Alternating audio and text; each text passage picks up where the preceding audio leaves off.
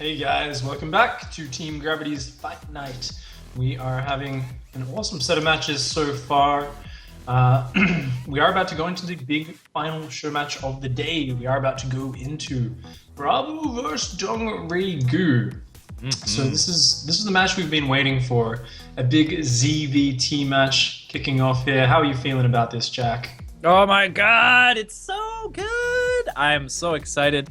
I was, a big DRG fan when he was in his prime, making things happen, and just to see him playing StarCraft again after I haven't seen him in such a long time is really great. Always hoping for a DRG comeback, and we'll see. I'm really interested. What a player that has been around since the beginning of StarCraft 2. And just really making a scene is going to approach Legacy of the Void, and what kind of strategies are going to ensue. Oh yeah, the DRG MMA rivalry back in 2011, one of the most epic and memorable ones in all of StarCraft 2's history. Even though they didn't play that many big finals or anything, there was the one final which we'll never forget. But he is going to be facing off against someone else here. Going into TerRaForm in this next Zerg vs Terran, it is going to be, of course, a great map to start off the series, a fantastic map, as we do have, as we hop down here into the bottom right of TerRaForm, it is DRG. We all pray to the Church of Dong that he comes back and shows us his Zerg greatness today. And we have spawning in the top left-hand corner of the screen, the Green Terran BrAvO. I always feel like clapping whenever anyone says his name. BrAvO, BrAvO. Oh yes, thank you. Very, I have some monocle and yes, kind of a thing going on. You just sort of feel it, and yeah. So BrAvO, very strong Terran player, doing his thing, making it happen. Looks like I'm the one who's tilted with the camera right now, so I'm just gonna fix that real quick. Oh, I just realized mine is as well, actually. It's so weird. Cool, yeah. Basically, we are seeing the Barracks Gas, very standard opening out of BrAvO. It looks like you'll probably be going for a Reaper Expand, most likely. Meanwhile, DRG going for that hatch first. A little bit of a later hatch than some players are going for. Into the gas and then the spawning pool immediately after. So, relatively standard plays so far. And I mean, ZVT is a matchup which we've seen. It has a lot of variety and flux right now. I wouldn't say there's like a super established meta.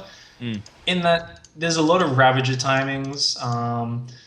Liberators were really big, but obviously they aren't after our recent patch. And really, quite often, you see the Terran player especially plays very HOTS-esque, where they would open up just Reaper into 3 command centers, Hellions, put some pressure on, go into the bio, medevac, sort of just mid-game, multi-prong dropping style. Meanwhile, though, I think the Zerg players have very often been mixing it up a lot in terms of some players are going like Ravagers into Lurkers, some are going just Ling, Lurker, Muta, some people are going Ling, Bane, Corruptor. There's a lot of different styles out there, and it seems a lot based on player preference, though definitely Ling, Bane, Muta is still pretty common. Yeah, I think Legacy of Void brings an end to the Lingbane Muta versus Biomine every single game pretty much that has been happening in Heart of the Swarm. A little bit of mech towards the end of Heart of the Swarm, but for the most part that has just been the standard thing, and as much as I love it, it's just so great to see something fresh. Nice Reaper bombs over there. Really, you can it's a lot of small decision making with the Reaper bombs. Getting them in just the right spot at just the right time is really going to allow you to do a lot of damage, and it's just going to allow you to stay alive, to get a nice good scout off, which he did. Got all the timings there. In the meantime, going to be Overlord hunting in his main base, and I think he is going to get this Overlord here. Going to be picking that off, which is very nice. Going into his fast starport himself. He does have the 2 gases in the main, does BrAvO. Interestingly, though, what DRG is doing really fascinates me. He's going for a really fast lair after Zergling speed, and this is a 2-base Muta build. Almost, or it could be a Nidus one or the other. But because he's gone Zergling speed, I'm really tending towards it being a Muta build. And this is pretty much the standard for a while. because Liberator Harass was so strong. So Yep. Zerg players were saying, how do I deal with this? How can I stop it? Let's just go 2-base Muta every game. Interestingly, though, we do see the Roach Horn going down. So even though he's gone for that Zergling speed, looks like DRG might have some sneaky Nidus Worm action planned. Could just be a defensive Roach Horn, but I don't know. Something about the way he's taking his gas here, hasn't got his 4th gas down yet or anything like that. I think we may be seeing, There it Nidus is. All right. As far as spotting, though, he doesn't have all that great spotting for now. He is making an Overseer, though, so it looks like he'll potentially use that. As far as dark spots in the base of BrAvO, we only have the top right area that is not visible. So if you can get the Overseer over there without being detected, he should be fine, but he will be absolutely detected. And that Liberator coming out right now, it's moving right across the map, though. And this is he wants to do a Hellbat Liberator push, I think. And I mean, if this hits before the Nidus Worm does, it could be nice, but I don't know. Can Queens actually hit it? Oh, the Nidus Worm's going down in the back. Oh my god, this game's about to get chaotic really fast. Oh man, he doesn't have that many units to defend here. If he can just pick up these kills, Liberators lock on right into the beginning. Gonna start firing their shots off, actually bringing some SCVs to repair as well. Really smart moves here. Nothing is able to go into the Nidus, so the fact that it finishes doesn't really mean too much of anything. This Liberator Hellbat push is absolutely amazing, especially with all this repair. Just such a smart move here. And all the Queens are dead. This Liberator reigns supreme with 27 hit points, gets to attack whatever he wants, wherever he wants. Oh, and everything's stacking up. The Hellbat's shooting off all of their splash damage, and this is where the layer is. He's even so vulnerable right there at this moment. He can't even go into the Nidus network. God. This is absolutely a crushing blow from BrAvO. DRG does not know what to do with himself. The Nidus Worm goes down in the back. He's trying to drop another Nidus Worm, but hey, there's nothing even in there. I mean, you got to clear up your natural before you can even think about counterattacking. BrAvO's timing has been so crisp, so hard, and DRG was just caught his pants down. Roach is loading into the Nidus Worm, and he is going to unload those in the main base. Oh, very cute move. There are 2 Marauders and some SCVs, though. Oh, very nice reaction from BrAvO. BrAvO cleaning everything up very nicely. His attack down here, killing the other end of the Nidus Worm. There is no escape for those Roaches. BrAvO cleaning house right now, and he has just torn Dongre-gu apart. What a build. So sharp, so clean. How do you deal with Nidus? Oh, you just make sure they never actually put any units in their Nidus, and it's not really a problem, says BrAvO. Very nice moves. I mean, that's really funny, right? Because I actually haven't gone up against this timing yet, but the reason this is so fascinating right now, guys, is that you no longer need the upgrade to go into defender mode, which means the Liberator can actually hit faster. Its range is nerfed a lot. It has to get right in there and be risky. But he's like, well, I can hit this and a really fast Hellbat timing because I don't need to spend that gas on an upgrade. I don't need that tech lab on that starport. And I'm just going to bring like 6 SCVs to repair the Liberator so it can just ignore the Queen damage. And I mean, I actually feel like if DRG appreciated how strong that could hit him, I think he did have enough tools to defend it, but he needed to be so on top of avoiding that Liberator AoE and just kiting the Hellbats and moving around. Because with just one Liberator, it's not a very agile push. It's all about trying to force the Zerg to engage into that circle. And I think DRG panicked a little bit and didn't really account for that SCV repair. And I mean, from BrAvO, a crisp, perfect meta play, really taking advantage of the latest patch. I don't know, I'm just blown away by that timing. I think it was really well executed. Yeah, and I mean, the amount of time and effort that it takes to, I mean, how recent was that patch? Like, not even a week ago, or was it just a few days ago? I mean, to be like, oh yeah, these things changed, I'm going to immediately come up with this new build that's really sharp, that deals exactly with, you know, the really strong, you know, Nidus move that a lot of Zerg players are doing right now, and just knocks it out of the park. Just great play. Absolutely fantastic. And a great way to start off the series here, of course. He's going to be going into the next match now on Orbital Shipyard. BrAvO versus DRG. BrAvO is 1 game up as we launch here into map. And of course, our favorite Zerg player up here in the top right-hand side of Orbital Shipyard. It is Dongre-gu.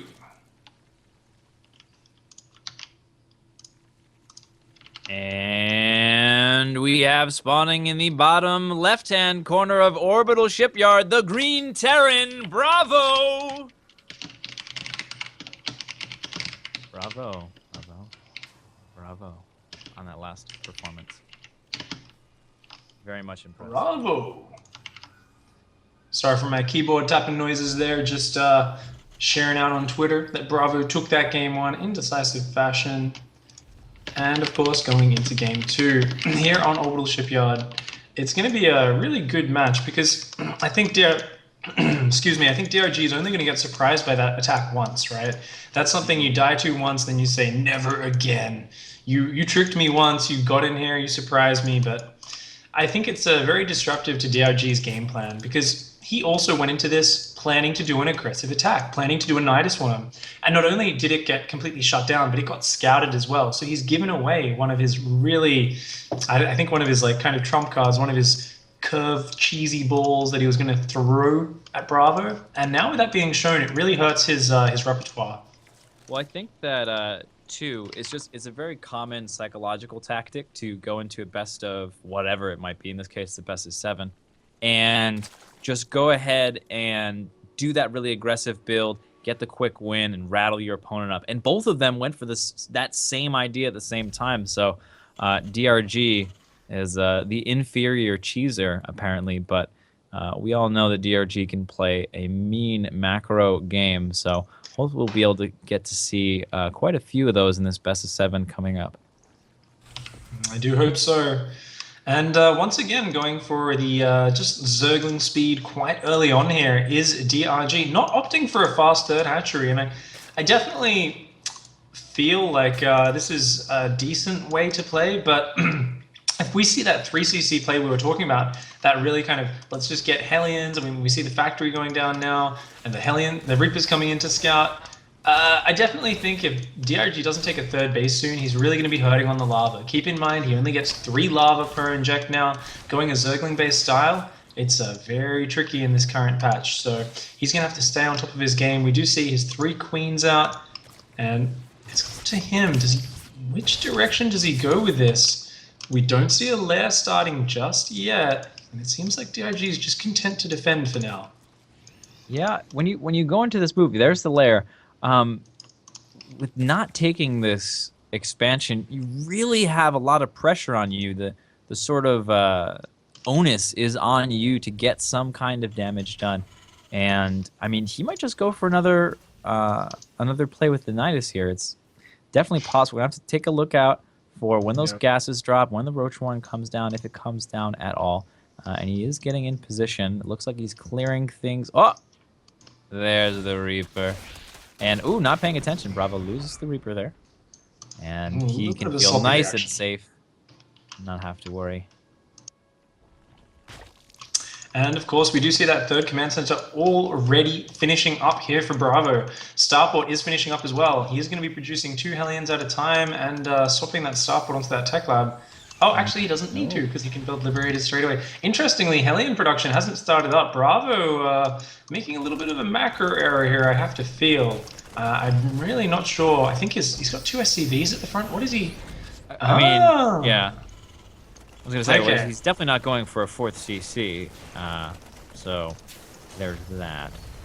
But He's just going to go straight up the bio. I think that's smart, right? Because he saw no third base from DRG, so he's like, well, what is there to even pressure? He's like, you're probably doing a 2-base tech build. I just need units. Because if we think about it, more barracks earlier equals more Marines and Marauders to deal with the Nidus, as well as like Hellions just don't have anything to pressure against. So he's really going to rush up in that. And that's also going to give him some mobile units to help deal with Mutalisks. And we see that is the option on that production tab for DRG. Ooh, the Liberator coming out, going to shut down this Overseer. Nice pickup for BrAvO already. That Liberator is going to go scout the other side of the map and try to get an idea of what's going on. Already DRG dropping a Spore Crawler in the back of his natural. Maybe not quite aware that you don't necessarily need that. I guess that's a smart move, just to be safe. Make sure the Liberator can't deny his mining time. And meanwhile, we just see that production ramping up for BrAvO. He's got his double engineering bay down. He'll starting his upgrades momentarily. And DRG's third, only being about 2/3 of the way done, DRG has a bit of catching up to do. Yep, absolutely. Going for that 2-base Spire play this time around. It gets scattered out immediately here by this Liberator. It's going to get out of town before it is too late. And just this massive amount of production here and setup. You know, he's got all of his production buildings here. He's upgrading +1. He's getting his stamp. He's getting his third base. He's just really, hunkering down and getting in position to get this strong 3-base play going. DRG, though, he's got the new Mutalisks. These are the Mutalisks with what we were talking about before, with the deceleration, the collision doesn't happen as much. Basically, it means your Mutalisks slide through Terran bases and you can pick off SCVs while still moving. You can do really nice stuff. So these Mutas are very scary, but 3 Liberators already out and they are going to chase them off immediately. Oh, that really sucks for DRG. Luckily, he only invested in 6 Mutas, so he doesn't need to get huge damage done or anything. He has forced out some missile turrets, forced BrAvO into a defensive stance, but he needs to power up that economy behind this, power up those upgrades, because he's just very far behind in all of those regards right now. Yep, moving into Lingbane Corruptor now, at least for the time being. Baneling Speed and Burrow both on the way. The upgrades are firmly in favor of BrAvO here, going for that fast +1/+1, and he is finishing things up with the army. We'll time out so we can go get +2/+2 right away. Gotta say though, that creep spread is looking magnificent. Oh, DRG's multitasking, his mechanics are exceptional.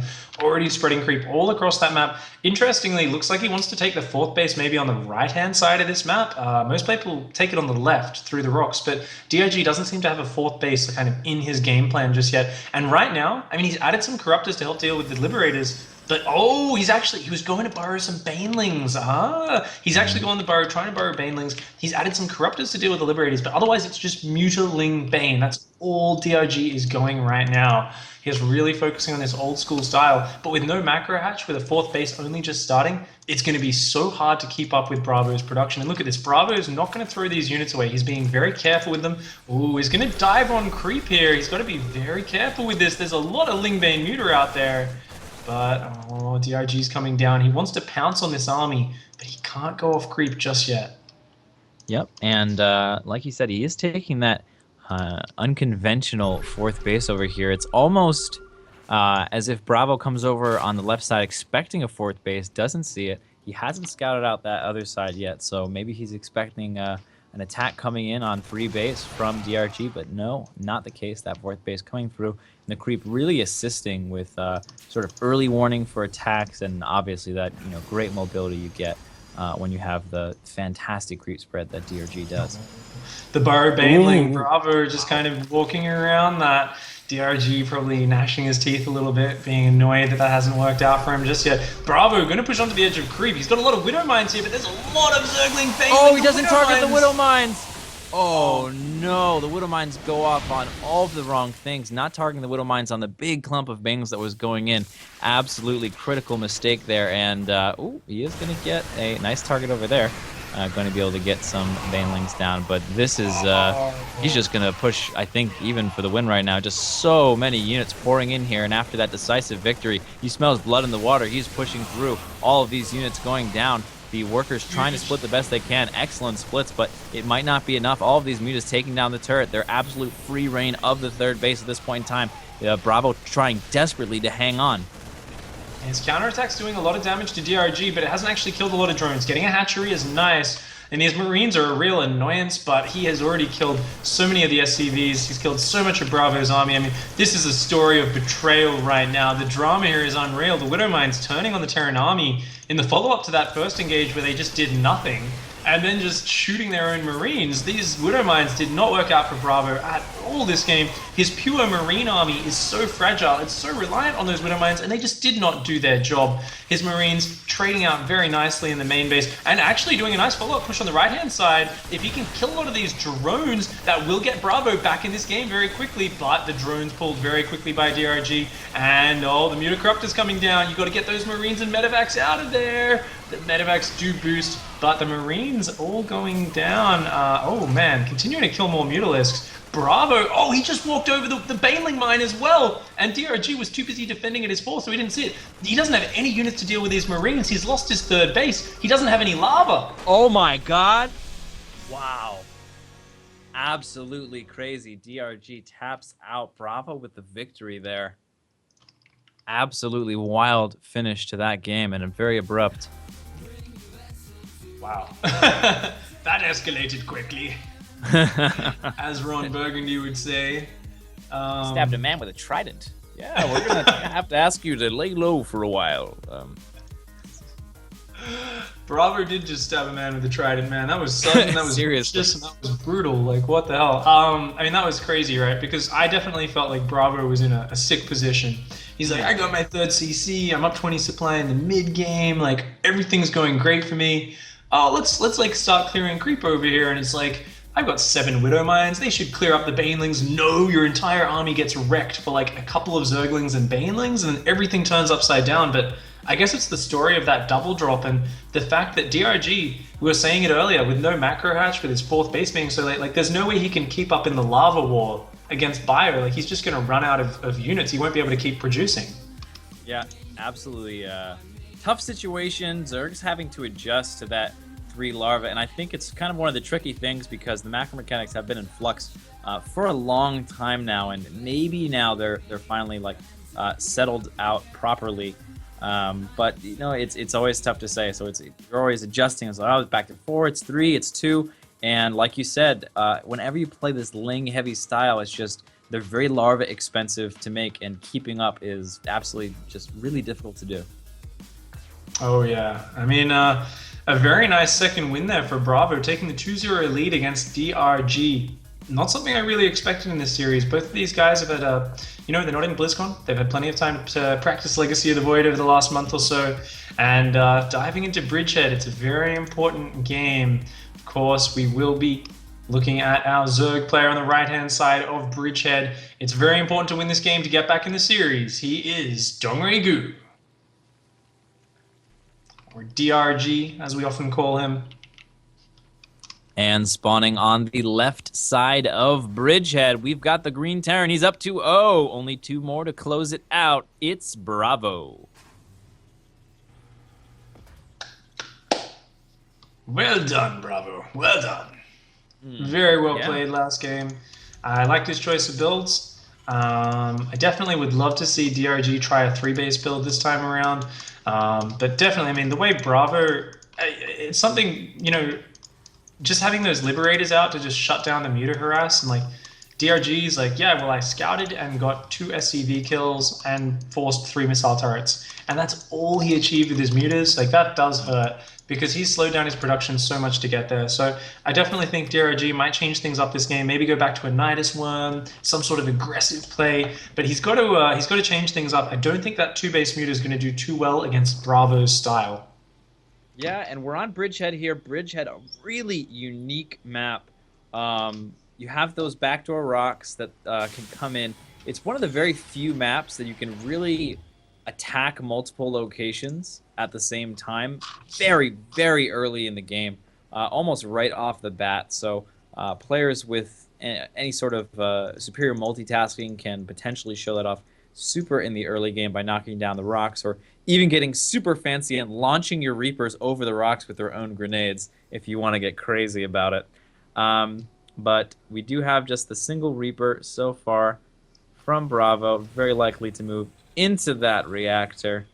So very comfortable kind of heart of the swarm way to get things started here. Oh, awesome. He's going to the back rocks. Yay. I actually didn't even know you could do this. I started playing Legacy quite late, and then just the other day, someone had a Reaper in my natural without coming through my main base, and I was like, did you lift your barracks into my main? But no, what we're going to see... Oh, no, that's not how you do it. You have to do it on the other side. You just put in the... Come on, BrAvO. You can do it. Oh my... What the hell? You need to put it on the other side. This is... Come on, BrAvO. Oh, this is so Put it on the other side of the Reaper. Come on. Why is he putting it there and then there we go. Yeah, there we go. That's so funny. That is definitely an interesting way to do it. And he is in the base. Only took me 30 seconds longer than I planned, but I'm here. Let's do it. Okay, you've got Zerglings and Queens. I'll leave now. I mean, the Reaper doesn't do huge damage anyway, so it's not like this is some game-ending mistake. It's just always hilarious to see in a new game like this, players haven't had hundreds of games to perfect these little mechanics. So it's always a little bit up in the air. Yep. Yeah, and that's I think that's sort of the thing, especially when the game gets really established and people are showing their friends how to play the game. All these little things that, you know, people take for granted that you just know how to do, that you don't really think about it, and then you try to show your friend, and they're like, why can't you do this? Like, hey, listen, BrAvO couldn't get the Reaper over the rocks in Legacy of the Void when he started either. All right, you know, let's give a little bit of leniency to our friends that are exploring this new and fantabulous game. We've got the layer finishing up now, and you know, he's got a good position for Nidus if he wants to go in that direction, but he is going to go, looks like, for the Spire. Still no third hatchery on the way for DRG. Got to be critical of his build here a little bit. Definitely, he's going for the fast mutas again, but it's going to be very tricky on that production. So once again, he really needs to get something done with the mutas if he's going to commit this hard to it. Meanwhile, BrAvO, he's done what I call the fake factory opening. He always gets this factory on the reactor, sits it there for a minute, doesn't build anything, and then swaps it over to build more add-ons for his other structures. It's something where it's like almost like if the Zergling scouts, it's like, yeah, I'm going to have Hellions totally. Like believe that I'll have Hellions, Zerg. And then he just wants to power up his production, wants to get the factory, of course, to open up the starport tech because he's very focused on those Liberators. Yep, Liberator just is really versatile unit against the Zerg. They can clear out overlords, similar to like the Polt Viking as of old. They can really help you deal with any sort of muta shenanigans that come in. And they also have that ground attack for harass and timing. So just a lot of different things that you can do with the Liberator, and I think that's one of the things that makes Liberator such a great unit. Oh yeah, and I mean with mutas now coming out for DRG, he's going to be looking to once again go for that magic count of mutas with 6 and +1 flyer attacks as well. So I mean muta corruptor seems to be something he really likes. The idea of you've got Corruptors to shoot down and tank against Liberators. You've got Mutas to kind of shoot down Widow Mines, and you can still harass with that style very well. And I mean, this has been DRG's kind of go-to. He wants to harass in the mid-game. He's never been a Hive Tech Zerg, but I've got to be worried for the fact that his third base is only just getting its first drones at it now, and it's almost 6 minutes into the game. Meanwhile, we do see BrAvO. He's got 16 Marines out. He's got his third Liberator about to pop, and he's already going up to 5 barracks production. We've got his double upgrades already coming up on 50% of the way done. So BrAvO's macro position, once again, is looking stellar. Yep, absolutely. Just setting himself up just like before. Getting himself in a good position to move into the mid and late game. Creep spread still very strong for Dongre Gu here. He is getting his third base up, albeit late. But we're going to have to see as he moves in here. Like, actually, this is just some deja vu. 3 Liberators, same thing, just against a handful of mutas, and the mutas are going to be pushed back without any trouble at all. Oh yeah, medevac production is now starting up for BrAvO, so he's powering into this mid game. He's got his reactor ready on his factory, and that means he can start up that Widowmine production soon. We saw he really favored just a pure Marine plus Widowmine force last game, but we see he's adding in those Marauders now, knowing he needs a little bit more tankiness up front. And with the Widowmine production starting, he's also starting a second factory. Interestingly, might go very hard at the Swarm style, get tunneling claws going, maybe triple Widowmine production, or maybe even mixing in some siege tanks or Thors. Yeah, and he's taking the base. I love this. He's taking the base up there in the top, sort of unconventional third. What this allows him to do is just push in a very short, very straight line to the 4th base of his opponent. And, ooh, nice. Mutas over here catching a couple reinforcements. Well done. Hasn't lost any mutas yet, just being smart in position. Oh, the splash damage! Nice hits from the Liberators there, but he does get away before any kills are had. There's not a lot of units on the ground here for DRG. He's very focused on the air. Once again, he's up to 10 mutas. He's adding on Corruptors, but this 4th base does not have creep out front of it. DRG's creep is fantastic in the other directions, but he hasn't spread it over here. The 4th base goes down. BrAvO shoving his way in. He says, right now is where I'm going to limit you. I'm going to make sure you can not get that 4th base. And BrAvO feeling very confident to shove his way in right now. This is a fantastic push. Yep, absolutely. Just able to use this long quarter in the side. A lot of Banelings there. A whole lot of Banelings. So hopefully be able to get something done with that. 17 workers into the gas is a bit much. Huge counterattack from DRG of Zerglings, but there are some Marines there. With the medevacs and their mines, they might just barely be able to deal with it. The Banelings crashing through the army at the front. A lot of Marines and mines going down. The Liberators going down. A lot of Mutalisks are very low, but the majority of them survive. Very good micro by DRG. Oh, bit of focus fire. A few more Mutalisks do go down. But the distraction on the third, those Zerglings killing 11 SCVs in the midst of this, BrAvO being a little bit too distracted by the micro on the front. However, he maintains his position. And remember what we saw last game. This is the point where DRG is running out of steam. He has no lava. He has got a decent Force of Ling Bane, but this is his last decent Force of Ling Bane. If BrAvO can hang on and consolidate, but oh, nice surround. Absolutely great play, and he's going to be moving in. Oh, and he takes out the medevac full of units. Excellently done. What a great moment for DRG here, coming back into this game, really being a force to be reckoned with here. Hopefully allowing him to move forward, but it looks like he's just powering up. More Lings, more Banes, going to make an attack at this base. I think this is the right move for DRG with his fourth nowhere in sight. He needs to get damage done. He needs to get damage done now. He's got the mutas still up. He's got 14 mutas, 3 Corruptors, and 45 Zerglings and 12 Banelings. He needs to make it happen right now. There's only one Widowmine here to defend. Only Marines and Medevacs. The Banelings and Zerglings and mutas are just crashing through everything. BrAvO with some decent splitting, but I don't think it's enough. There's just too much Zerg here. Oh, just fantastic play. Just 2 engagements in a row. Really well taken and really well done. He's going to run into the main here. Looks like he's trying to get on top of the production potentially to clear this out and just to kill each unit as they come out. Really crush the Terran and don't really allow them to get that critical mass of Marines that they need to deal with these Munalisks at this point. Oh man, on top of the production in the mineral line of 3 bases at once, and DRG is tearing BrAvO apart. 16 workers killed, more going down at the same time. The production's going down, the depots are going down. DRG managing to take advantage of this timing before the fights dragged out, before that Terran force could get back into a big enough size, before there were more Widow Mines out. DRG pounced, shut down BrAvO's army in small pieces, and then capitalized with the hard counterattack. A fantastic play by DRG, and also taking advantage of the moment when their upgrades were equal. The 2-2s just about to finish up, gets cancelled just now by DRG focusing it down, and DRG is just going to overwhelm, really taking advantage of this ideal timing in the game.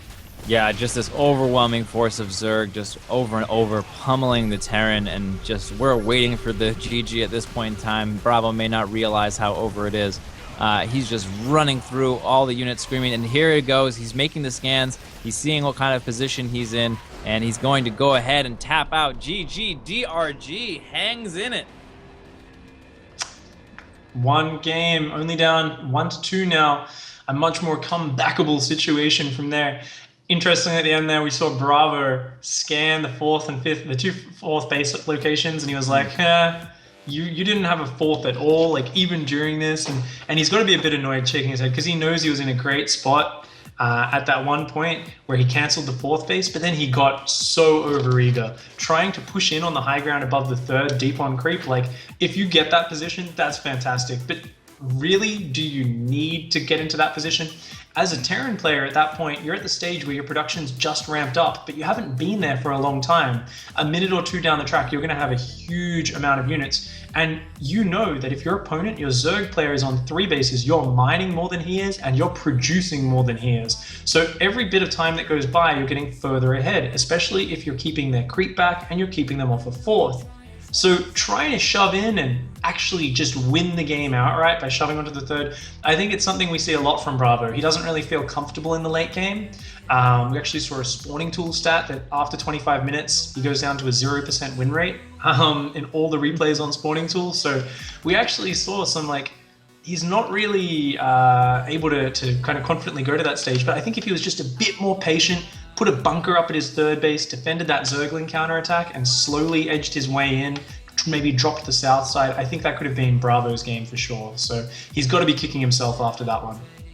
Absolutely. And it's come to our time. We're going to announce 2 more winners for the $10 Blizzard cards. We've got Pocky Stix, Pockystix, and Axehead15. Congratulations to both of you. Welcome into the world of free $10. Excellently done. We will be announcing another winner after Game 4. And remember, the way to do this, the way to win a free $10 for you, is to follow at AzubuTV and at Team Gravity. Make an Azubu account on AzubuTV and tell us what that account is. What is your name? What is your ID on Azubu? And you will be put in the drawing for the fantastic giveaway of a free $10. Congratulations to those guys, Pocky Sticks and Axehead. Some good names. Good ideas. Well done. Of course, you guys, yeah, do sign up for all that stuff. Do hop in there, try and win some free stuff. For now, I'm very happy that the series has gotten a little bit closer. It's only a 2-1 lead right now for BrAvO going into Moonlight Madness, which is, of course, a crazy map. It's one of the most diverse, multi-pronged, crazy mid-game maps for ZVT, and with these two guys battling it out, it's going to be really awesome. Absolutely. And we have spawning in the bottom left-hand corner of our screen. He's up 2-1. Can he bring it to 3? It's BrAvO.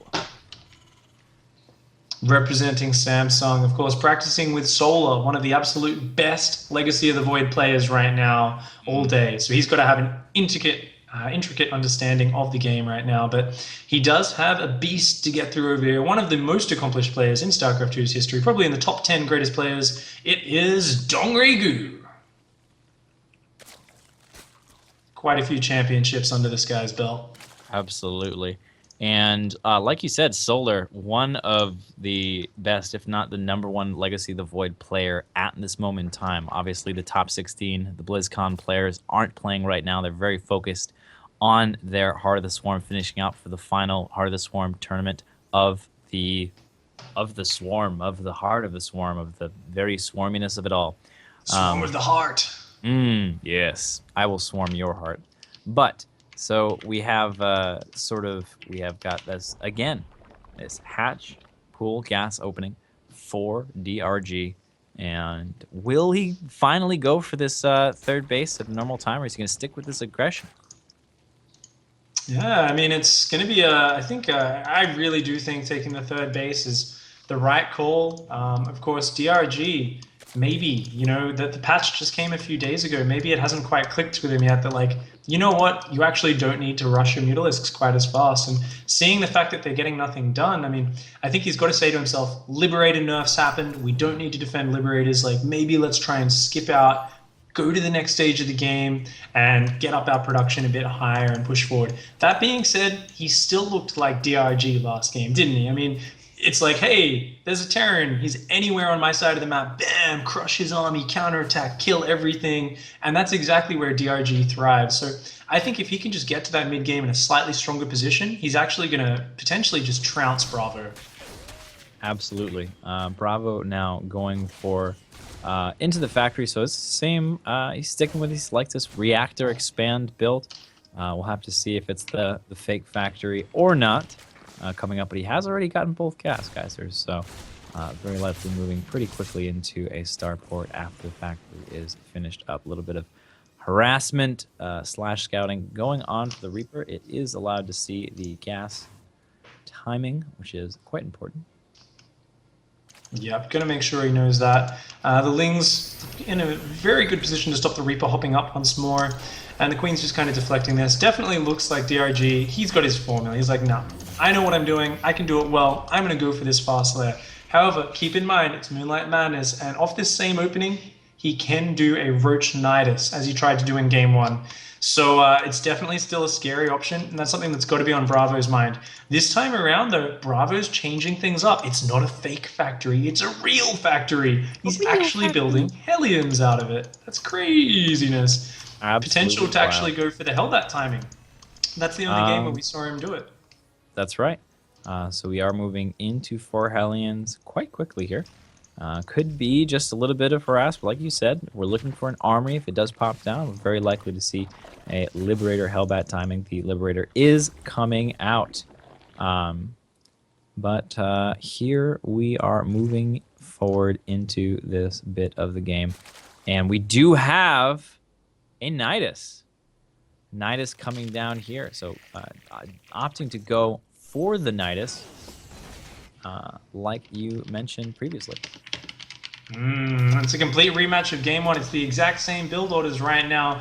And last time, DRG was caught with his pants down. But will he be better prepared this time? He still doesn't have a spine or a spore or anything like that to help with this. And look at how narrow the entrance to his base is. That's really tight. But his Zergling's going to see the Hellions and Reapers. Oh, man, he doesn't have much time. The SCVs are coming. The Liberator's coming. Once again, 6 SCVs, 6 Hellbats, a couple of Marines, and a Reaper. But the Nidus is popping in the back. The Zergling's counterattacking the front as well, but there's Hellions to defend it. Oh, the Roach Queen. Here the fight starts. Very good focus fire for DRG so far, but the Liberator is so scary right now.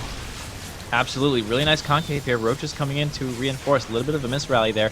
Microing a little bit harder against this circle of death, as it were, from the Liberator. Coming in from on top, and he is running out of units in this push. A couple reinforcing, but not all that much. Unfortunately, the Zerg running out as well. Roach is moving in, but having to go on top of that Liberator circle, absolutely brutal type situation. And these SCVs repairing, just being the absolute heroes that they are, making this push so much scarier. Oh man, it is so annoying for DRG, but we are seeing he's not dying. Last time around, he died outright to this. This time, he's been much more patient, but he can't be impatient. Oh, you can't go into no. the circle of death. Don't go in there. Run, Zerg. He's got to keep microing around it. He can't just YOLO into that. Oh no, and he's going in underneath. You cannot walk into that circle because the moment you lose these roaches, there's nothing holding those Liberators and roaches back. And oh, GG, DRG taps out. Oh man, I gotta say, I think maybe you need a Spore Crawler to hold that push.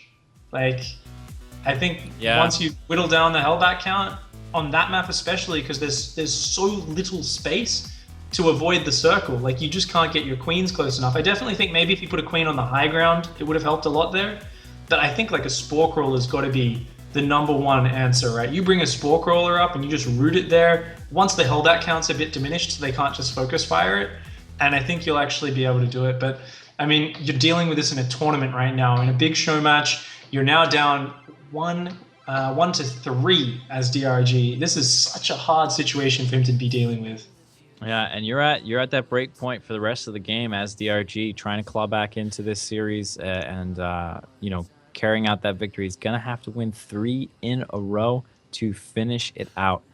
Really rough scenario. So he's got to really, he's got to really reconsider what's going on. And like you said, it's one of those tough situations while you're in the middle of a tournament. It's tough to just be like, oh, I'll just play this different style that I haven't practiced and I'll just go for it. It's, generally speaking, you have the higher probability if you just stick with what you know, unless you're one of these just fantastic creative improvisers. And, if you're one of those people, good for you. But most of the time, you're going to have to do a lot of optimization and practice and planning to really get these builds and these strategies to the point where they can compete against a high-level player like BrAvO. And I got to hand it to DRG. I said after the first one, I think if he just micros around the circles a bit better, doesn't kind of head into them, he can hold it. And it looks like he had the exact same idea, and he was so close, but I think the map there working for the Terran player. So, of course, we are going to be diving now into Dash and Terminal, one way away from clinching the entire show match. He is up 3-1, and he is Samsung's BrAvO. Impressive knowledge of the meta coming from this player. And we have in the top center, he's got to win 3 in a row to get this series. It is the one, the only DRG. Absolutely dominant player for many a month in the olden days of StarCraft. Long, long ago when you were but a babe. Of course, he has that reputation. He's been that hero many times before. Looking like he wants to open up with that fast gas once again. DRG going to be sticking to what he knows, sticking to what is true. Meanwhile, BrAvO also opening up with that barracks gas. Looking like these guys know what they want to do in this early stage. The Reaper openings have served BrAvO very well. Done little bits of harassment, been a bit annoying, and it always gives him that scouting information. Of course, on this map, it's even stronger. You are able to take that very fast route to your opponent's base by jumping down through the gold minerals, which is always nice. And And of course, we are now going to be seeing. I mean, DRG going into this situation is very, very. It's always really hard, especially on a map like Dash and Terminal, because if we also take a look around the map, we can look at the back rocks, and this is something that DRG has to worry about a bit. Tank drops there are so powerful because they can actually reach your ramp and basically kill units as they're rallying down from your main. And it's very hard to get those rocks down early enough to stop that. So tank drops is very popular here, especially following that up with a very fast push. That could be something which BrAvO does choose to do. But for now, we are seeing the second gas go down for him. The factory, at his natural, the command center going down. DRG sees everything right now. And meanwhile, that Reaper, oh my god. It says he killed 4 drones on my overlay. I'm not sure if it says that on the other one, but that is wrong. He did not kill 4 drones. So the Reaper coming in, just doing some nice harassment so far. Yep, really nice moves here. Getting a nice zoning done here with the mines or the bombs or what have you. Really. Do you have the bug as well, where it says 6 drones killed? I do. Bugging out pretty hard. Just letting everyone know that is a bug. He did not kill any drones. I've had that happen. I'm like, whoa, I missed something really big. And then I'm like, wait a second. So there's just a little bug here in the interface. Of course, the game is still in beta. And we do now see that lair starting up for DRG. DRG, he likes this formula. He likes opening up that tech tree. Meanwhile, BrAvO going for that third CC. Building a single Hellion. He's going for the halfway. It's not the fake Hellion build, it's the semi-fake Hellion build. And now he does queue up that second Hellion. Yep, and like I said, I mean, DRG was known for being this really layer-heavy player. I mean, especially in this matchup, just almost never getting a hive, just making more Banes and more Mutas to win the game with these brute force attacks. But this time around, we are seeing, you know, he's sticking to his layer guns. He likes the layer. He's building a Roach Warren, and if this is any sort of signal of what we've seen before, we may be just seeing another attempt at Nidus. On the other side, we don't have that Liberator move out, that Liberator Hellbat timing coming up. Much faster third command center, so I think he's going to be, yeah, we see the factory. He only built 2 Hellions, so it was a semi-fake Hellion build. But previously, I mean, the reason the Nidus has failed is because of that Hellbat push. This is the first time we're going to see it going up against BrAvO's macro play. So, I mean, sure, it's looked bad before because BrAvO's hit a timing that's abused the Nidus timing. But BrAvO's not doing that this game. So is DRG going to succeed where he's failed previously? BrAvO doesn't know what's going on yet. He's trying to scout with this Liberator, but that Nidus Worm is only 8 seconds away from finishing. Ling's hitting the natural, picking off some SCVs at the same time. Oh man, and there is an Overlord in the top of BrAvO's base. BrAvO only now spots the Nidus network. He starts to siege up the mineral line, which is great, but there is a Nidus Worm in the back of his main. He sees it. He reacts. His units are... No! He doesn't realize! Oh my god, he's only just spotted it now. He just realized it now. A little bit of a dark zone. He's getting ready there. And the Liberator is going to start shooting it down right away. All of these units coming out immediately. The Transfuse is going down, but it is not enough. Roach is coming out now, just trying to finish things up. We got a couple more. This does make a pretty significant difference. The Nidus Worm does go down, but we got a pretty strong army over here, taking out quite a few SCVs. Man, losing that Liberator was so harsh. If he still had that alive, this push would be over right now. But now the Roaches are killing so many SCVs. There's so little damage output here for BrAvO. Oh, the Widowmine's firing, but the SCVs need to pull back. The Widowmine's... Oh, he does pull back the SCVs in time. Doesn't friendly fire too badly there. But here we go. Finally, he gets another Liberator out. And now he can shut this Nidus network down. But the Roaches have already got out. They're running around. They're avoiding the circle of death. And they're killing even more SCVs. This is absolutely brutal. BrAvO is getting wrecked right now by this push. He is taking so much damage, and he is down to just 8 SCVs remaining. Oh my god. Absolutely crazy. And droning up super hard behind this is DRG, just to even further solidify that income advantage. He's making over twice the amount of minerals per minute as his opponent. DRG in a fantastic spot, and even getting a nice little creep tumor down just to sort of claim this base in the land in the name of the Zerg Swarm, getting a third behind it and all. I mean, I think losing that first harassment liberator was such a bad loss for BrAvO. Great defense by DRG to not only snipe the liberator, but then instantly hop in the Nidus and pop out. If there was that liberator returning maybe halfway through that first fight, BrAvO can clean that up much quicker. I mean, the liberators just put out so much damage. It doesn't matter if you've got transfuse, but DRG made it work. Finally, third time around, he's made it work. He's lifting down to the gold base, struggling to build more SCVs, struggling to saturate his natural. And right now, he has a long road ahead of him to recover. Meanwhile, DRG looking like he just wants to keep on being aggressive. Roach speed, 1-1 upgrades on the way, and a Hydra Den. Gonna go old school and just try to go for the big Roach Hydra bust, which is such a great way to play when you're this far ahead. Absolutely. The bludgeoning of the hammer rather than the slash of the sword here coming from DRG. And Overlord in place gets to see basically what's going on, gets to really fully understand the lack of saturation that BrAvO is dealing with, so that way DRG can make full advantage of it all. Pushing off, he's got a Ravager in that group now, and pushing off that drop, nicely deflected. These Marines really have a lot of weight on their shoulders. They need to do damage. They need to clear up vision. They need to keep the pressure off BrAvO for a long time. But for just 8 stim plus combat shield, Marines, and a medevac, that's a big task. We're facing a lot of Roaches, a lot of Hydras coming out here for DRG. And I mean, DRG's gonna, he's transitioning workers out of his main right on cue just after 8 minutes as those patches run out. So he's gonna have a beautifully saturated kind of 2.5 to 3 base situation. And from here, he can just go non-stop Roach Hydra, and that's going to be very, very hard for BrAvO to stop. However, the one thing working in BrAvO's favor is DRG has no idea about the gold base. So looking at his Overlord, he's probably thinking, okay, yeah, you've got 2 bases, I've got 3, I'm way ahead. But if this goes on too much longer and there are more SCVs mining on the gold, maybe mules dropping there, then we could see BrAvO steadily make his way back into this game. Yep, absolutely. And remember that you can go on Matcherino right now, and you can push the prize pool of this up.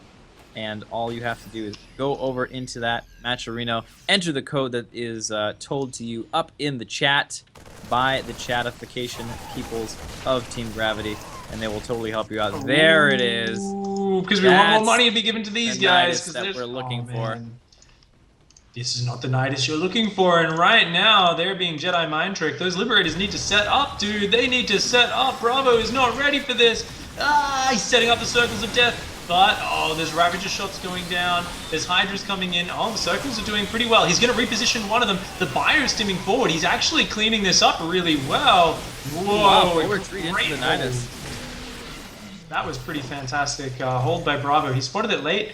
But I mean, you've got Stim, Bio, and Liberators. You can actually hang on okay. And I mean, it's still an uphill battle, a very uphill battle. But I guess this is probably the sad side of going Roach Hydra. Roach Hydra is actually not the most cost-efficient composition. And I think DRG really just needs to hit a big frontal assault with this sooner rather than later. Because the more upgrades that BrAvO gets, the more he kind of catches up in that regard, then he'll be okay. But very soon, we're going to have 2-2 finishing, and that's the moment where DRG is going to want to push hard and just finish it off before BrAvO can really catch up. Absolutely. That 2-2 Roach Hydra timing. Strong in Heart of the Swarm, also still strong in Legacy of the Void. He's going to be moving out now to time with his attack. Lurker Den behind this as a follow-up, but he is going to be crushing through here. Has he scouted that gold base yet? Yes, he has, so he's very much aware that that is... 2-2 is about to finish, and he knows the gold base is there now. I don't know if BrAvO getting some nice pickups, but don't get trapped outside of your base. I don't know if you can find it. Oh, he's going to try and use the choke point. Does use it very well. Widowmine on the right-hand side as well, going down. Oh, some very nice Widowmine shots. Good micro by BrAvO. He is on almost third base, though. Right now. Yep, just really smart moves there. Broke off a small chunk of his army that he didn't really need to engage. Sends it off to kill off that base. Just really great moves here. And furthering his advantage, he's just going to go home, not with his tail between his legs, but his tail up in the air in triumphant, fantastic confidence and victory. Just feeling really, really good being ahead and just continuing to push this advantage. What is BrAvO going to do? What is he going to try to come back in this game? He's got such a high density value army, but it's just so small. Going up against this force, he's using micro, abusing the choke points as much as he can, but the Widow Mines go down to the Ravager shots. The Roach Hydra is just overwhelming, and I mean, yeah, you've got high value units, but 2-2 Zerg just crushes through that, and DRG taking another game back. Is this the beginning of a comeback? Only one more game to equalize now. I mean, BrAVO's still in match point. And he's still got another 2 lives, whereas DRG only has 1 life, to put it in layman's gamer terms. It is 2-3. 3-2 to BrAVO right now, but it is getting closer and closer. And finally, DRG catches a break with the Nidus Worm. The 3rd time he tries it. 3rd time is finally the game where he doesn't get hit by a really good Liberator timing just before he can make it work, and does massive damage there, and finally takes a game out with that. And that's got to eventually put that fear into BrAVO now, where he's actually got to respect that Nidus a lot more than he did in the previous games. Yeah, unfortunately though, that Nidus actually, that second Nidus was really up and tucked away and almost invisible. Had he used that position the first time around, it would have been completely unscouted by the Terran player. Could have knocked it out a lot faster, but he doesn't even need that. Able to clean it up and make it happen just in the nick of time there in that game. And the time has come to announce 2 more winners of the $10 Renos. We've got Mr. Dan09 and Cataclaw. So, congratulations to the both of you. And just a small reminder, there's only 3 cards left. So get on the Twitter, follow Azubu TV, follow Team Gravity, tell us what your name is. If you tell us what your name is, we can be like, oh, we can maybe give you free $10. Pretty good deal. Not a bad deal at all. It's pretty good stuff. So yeah, definitely get on that, guys. And of course, Matcherino as well. Hop in there, and all you need to do is sign up and click the enter the coupon code, and you'll actually contribute $1 extra to the show match, to the winner of these series, of course, and that's always a fantastic way to help out these guys. So we are going to be diving into LERILAK CREST, one of our favorite maps to say. Me and Jack love our LERILAKs. We love our Crests. LERILAKs. I love every of the LERILAKs that have ever LERILAXed and lilacs and every single kind of lax. But on LERILAK CREST, we have, spawning in the top right-hand corner of this map, the Green Terran, BrAvO! Representing Samsung Khan, probably has a really cool phone, brand new, that we don't even know about yet. But he has to get through a guy with his own church first. Representing Zerg, representing his dong, it is DRG.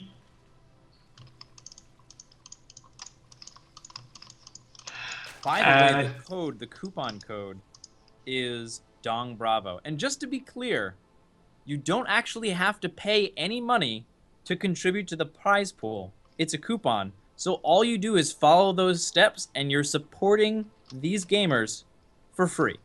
So literally saving esports. Literally saving esports, one esports dollar at a time. Get over to Matcherino. The links are in the chat. I mean, Dong BrAvO. Is there anything more fun to say? Not too many things. Get over there. You know you want to type in Dong BrAvO in some chat. Get the coupon. Give these guys an extra $1. They deserve it. They're practicing their hearts out and showing you awesome games tonight. So get over there, do it, make it happen, and you will be rewarded in pride and warm fuzzies for supporting esports. Warm Fuzzy is one of my favorites. I love. Of course, it is a LERILAK CREST, the game we're on, but it's also a cross map. So this is going to be a big one. And I mean, what's the key feature of this map? It's big, it's wide open as all hell. So this is a little bit of a nightmare for Terran to push across in terms of it takes a long time to get there. However, what we've seen historically in their games is I think more space, it kind of might make it a bit easier for BrAvO to survive any big Mutiling Bane counterattacks. But I definitely think overall it favors DRG. I mean, it gives him so much space to work with. He's going to have a lot of different angles to slide counters in once BrAvO goes for a 4th base especially. And it's going to really give him that opportunity. Also, because it's a 4-player map, we see the Reaper's going to arrive and be annoying a lot later. He had to go scout in the wrong direction first before getting over here. And there's already going to be queens out by the time he arrives. Yep, absolutely. And I really like these positions for DRG here. He's going to have, like you said, so many positions, and both fourth base options are super, super open and really pull the Terran apart into multiple directions. And I think really that high level DRG multitasking, we get to see a little bit of that showcase tonight. It's gonna be something to see, absolutely. And in absolute DRG fashion, quick speed, quick lair, 2 base right away. Oh yeah, showing he really has a propensity for this style. He loves it, seems to really enjoy it. I definitely think BrAvO is going to stick with the same stuff he's done as well, because BrAvO has shown he has a pretty concrete structure. Now, he is building Hellions, though. We know that may indicate a Hellbat Liberator timing.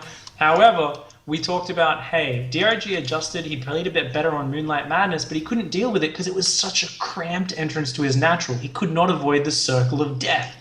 But on this map, there is so much space around your natural, and hey, we see it. The armory is going down. He's going for that timing. But wow. I mean, how does he force DRG to engage where the Liberators are? If we look at this natural of DRG, I just don't understand how you can actually make this push work. Assuming DRG is going for Roach Nidus again, which he is. We're seeing, this is the third time these builds have matched up. These identical build orders. These guys are just like, this build's really good. No, this build's really good. And they're about to butt heads in a most spectacular fashion. We're going to see 6 Hellbats, 6 SCVs, and a couple of Marines, as well as a Liberator, rush across this map in just a few moments. And we are going to see that attack into Dongregoo. Is Dongregoo going to hold on better than he did in the previous games? It's going to be tricky.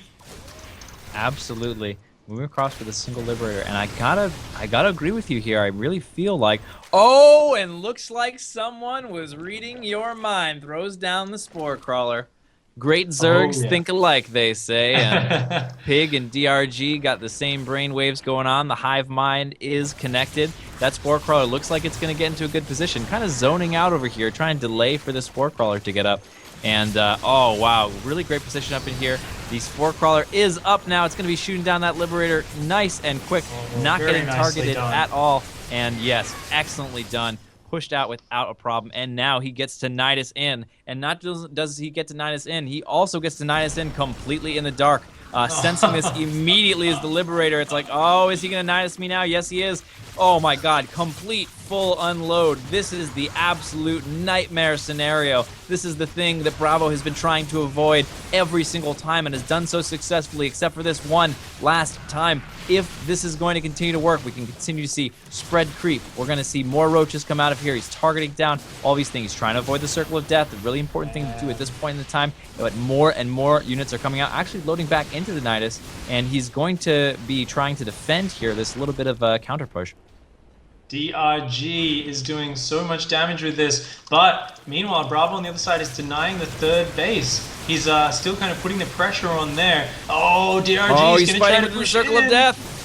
The Circle of Death, everything's burning up right now. BrAvO dealing with an impossible situation so well, but he is out of gas. He cannot repair his Liberators. He cannot build more gas units right now. He needs to shut this Nidus down. He needs to shut it down now. His attack on the natural, killing lots of drones. He's pushing in. The Roaches and Queens are forced to unload, and he gets the Liberator out of there. This is fantastic counterplay by BrAvO, keeping that initial push alive, not throwing it away, and he's just used it to pull DRG's attention away, pull him away over and over again. And I think DRG has missed out on a big important opportunity. He had the opportunity to try and shove his way on top of the production earlier, but he was afraid of that single Liberator. And then when it got reinforcements, now he's been pushed back, and I mean, he's Nidusing at the third base, but DRG is on the cusp of death. He's only one game away from losing, and he's damaged BrAvO here, but BrAvo's recovering. He's got a lot of Liberators up, and DRG's economy is down and out right now. Got 2 hatches coming in now, really gearing up to get enough larvae, to get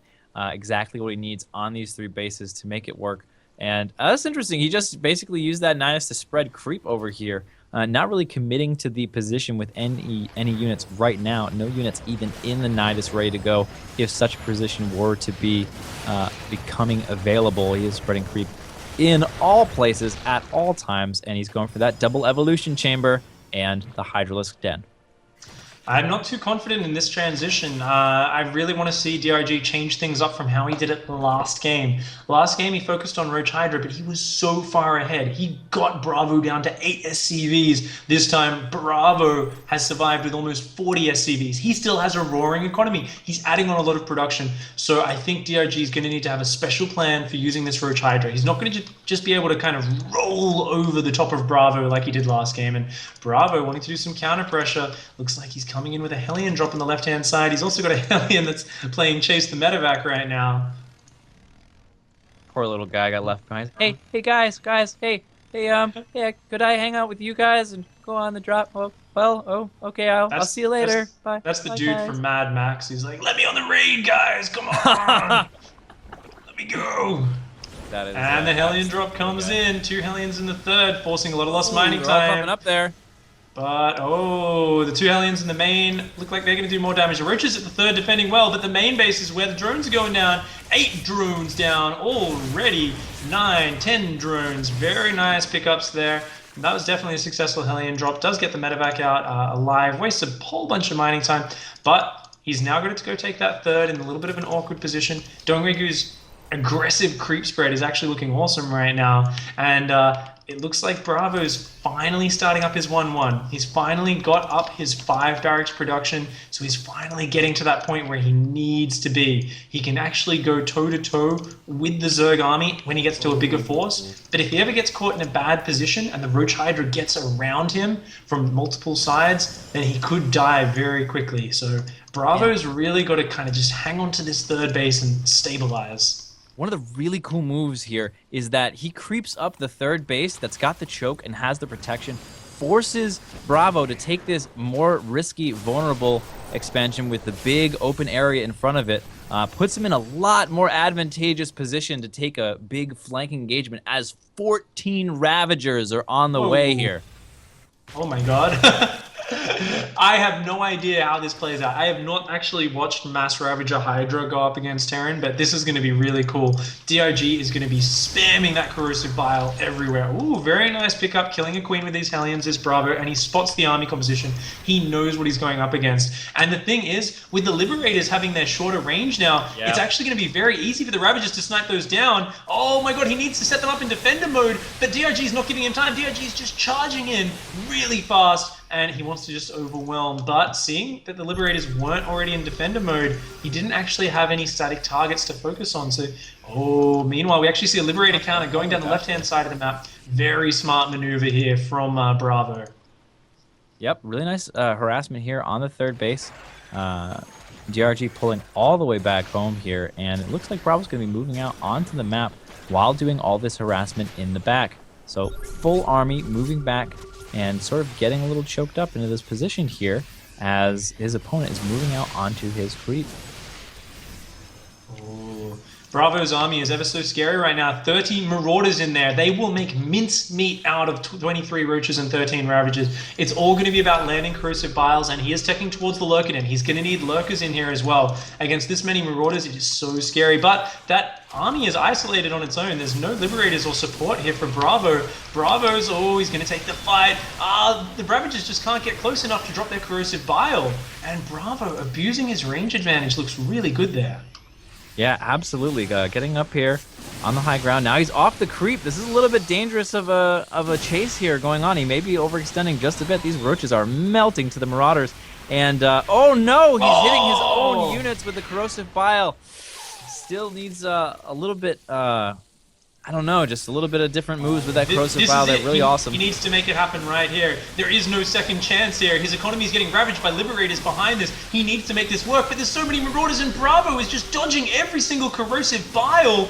Oh my god, the army's getting very weak though. There's a lot of overstim happening, but oh my god, there's just no Zerg left. There's still so many Marauders alive. The Ravagers and Hydras are disappearing, and behind this... Oh my god, and that's it. GG!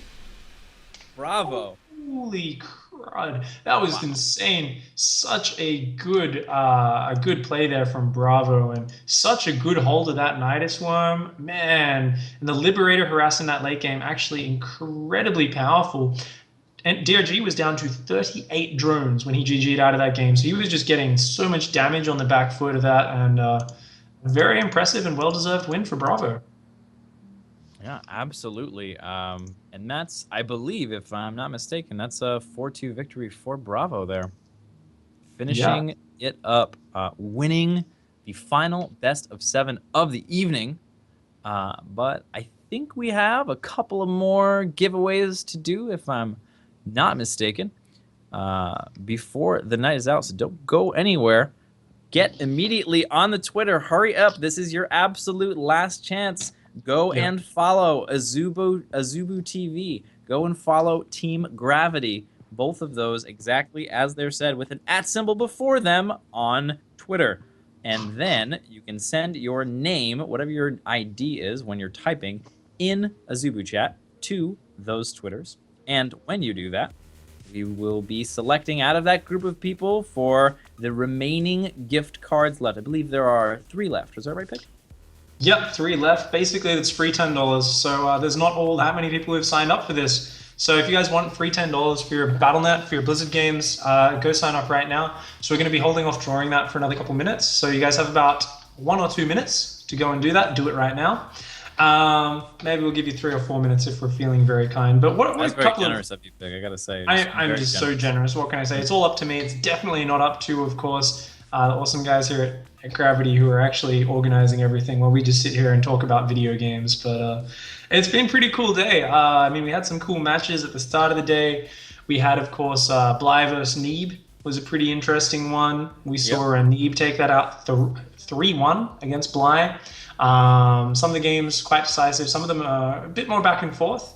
And then, of course, we had a really close match, actually, between Semper and Patience, which was a 3-2 win for Patience. A very close match. And we really saw some interesting styles there. We saw something which it's funny because I've done it a lot, in especially my first couple of weeks of playing Legacy, is where you accidentally build like twice as many workers and you have no idea because you're spread on 6 spaces. So you actually don't realize you've got 90 probes, which is what Patience did in one of those games. But we saw some cool interactions there with like Liberator Bio versus Liberator Tempest versus Bio.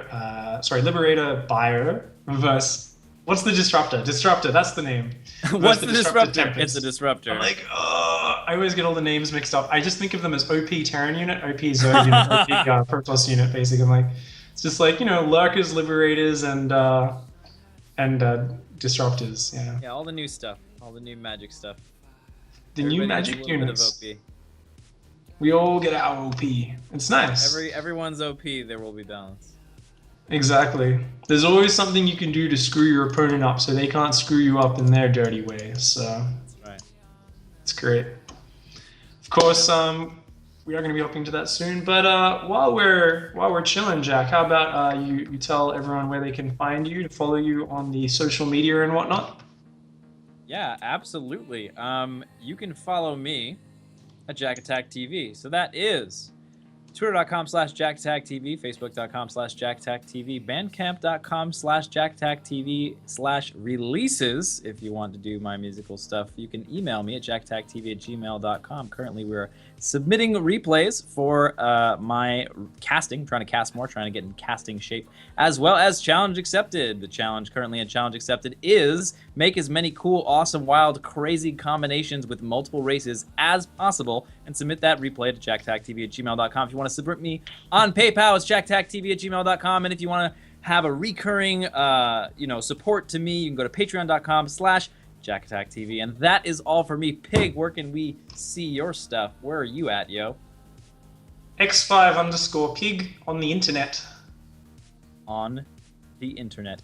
Sorry, I just wanted to contrast. You're like, you can find me everywhere. You know, bam, bam, bam, bam. And I'm like, just Google X5_pig, guys. Follow me on whatever you use. I think it's normally that. Sometimes it's PigSC2, like on Facebook, and I think Instagram. I don't even know what my Instagram is. I've just started using it a bit more. It's PigSC2 or X5_pig. So nice. Yeah, just Google that. Do you do the normal or sort of stereotyped Instagram? Do you take lots of pictures of the food that you're about to eat? Oh yeah, I want to on get a Instagram. puppy That's as good. well, just so I can actually Instagram properly. Like, because I figure I eat nice food sometimes, so that's Okay. something. But I go to events like cool gaming events and stuff, so that's something else. So I can Okay. take photos with cool people. I can take like 27 selfies at an event. But I Nice. really Good. need a cute pet to kind of round out my Instagram repertoire, Yeah, and that then I is like can, the holy trinity there, you know? yeah. You got You cool people, gotta. cool food, cool animals. What else is there in life? What else is there in life? And of course, yeah. So you guys, hopefully, you're all signing up and getting some free Blizzard money. The show matches are rounding out for the day, but we are about to draw a few more in just a few minutes. And so, by the way, speaking of big tournaments coming up, Legacy of the Void. Just for anyone who doesn't know, we've only got, I believe now it is 2 weeks until release of Legacy. Not even that. It's like 10, 11, November 12 10th days. is the date. Yeah, it's so close. It's just coming right up, and it is incredibly exciting and stressful for us people who need to get things done before that happens. Next week is BlizzCon. This week is the last week before BlizzCon. Next week is BlizzCon, and after BlizzCon, shortly after BlizzCon, on a Tuesday, the 10th of November, is it's gonna be so good. It is Legacy of the Void launch, and it's gonna be, I don't know, it's probably like the last time that StarCraft 2 will have this amount of excitement and radical change in one day. You know, this big, huge transfer over of Oh yeah. all this Heart of the Swarm, all these Legacy of the Void beta players, all the Heart of the Swarm players, and even the Wings of Liberty players will all come together as one StarCraft 2 community. We will play fantastic StarCrafts. And of course, super pumped about the campaign. I've been playing through the Brood War, the StarCraft 1 and the Brood War campaigns to get myself all boned up on the lore about what's happening in the story, who's gonna kill who, and who is not. But without any further ado, the final 3 winners of the free $10 of Blizzard money are K1 Nocturne. Nocturne! So Hey, classical music. I like that. I like you, Nocturne. I've seen Nocturne hanging around on Twitch before. Nocturne's a cool guy. He's a cool guy. Or He's a girl. good account on my It's stream cool. as well. It's cool. Cool esports. Yeah. Supporter of the esports. And second up, Trigonal, Trigonal. And then Shout out finally, to Jamie Gilmore is his human name, of course, one of the ASL guys, Trigonal. So bit of the gravity competition there, but cool dude as well. Always hanging out watching esports. all right, Pig. Do you know this last one? Do you like know the first names of all these people? Poison is Jacqueline. I can't remember Jacqueline's last name actually right All now. right. Mental blank, but Sweet. Poison, who's also a Protoss Twitch streamer. Jacqueline Sage, there we go. That's it. Awesome. And big congrats to you also winning one there. So congrats, guys. You've all won some stuff. I told you guys it was free money. Sign up, get some awesome Blizzard money, courtesy of Azubu, the awesome new sponsor here of the Gravity Fight Night. So congrats, guys. All right, and we've got the official word. It is closing time on Team Gravity Fight Night. It has been a wonderful time. This is actually the first time I've got to cast with you, Pig, and I have to say that I am still in awe of your casting presence, and I appreciate you carrying me heavily throughout the cast with your supreme knowledge and fantastic verbal flow. It's just been a lot of fun, so hopefully we'll get to cast more in the future. Big shout out, of course, to Master Dalk doing the production, and our sponsors. We've got Azubu and also Spawning Tool, Matcherino. Matcherino as well, and Pig. What did I miss? So Or we've did I get said it all? Azubu, Matcherino, Spawning Tool, yeah, that's all the main sponsors right now. I think there might be a few other sponsors who weren't really talking too much about today, but big shout outs to all of them as well. Absolutely. Yeah, it was pretty awesome to have all this going. It was great casting with you as well, man. A lot of fun. And I do apologize to everyone on the stream for my mic quality. My mic's broken, so I'm talking to you through the webcam which I am also on the video of, so it's not the best quality. Do apologize for any of the poor noise in the background or anything like that. But thank you so much for everything, and let you round this one out, Jack. All right. My name is Jack Tech, and as always, thanks for watching. If you have an idea for a video you'd like me to do, please leave with any questions, comments, criticisms, concerns, or anything beginning with the letter C in the comment section below, and I'll see you again soon. See ya. Team Gravity presents Fight Night. Y'all ready for this?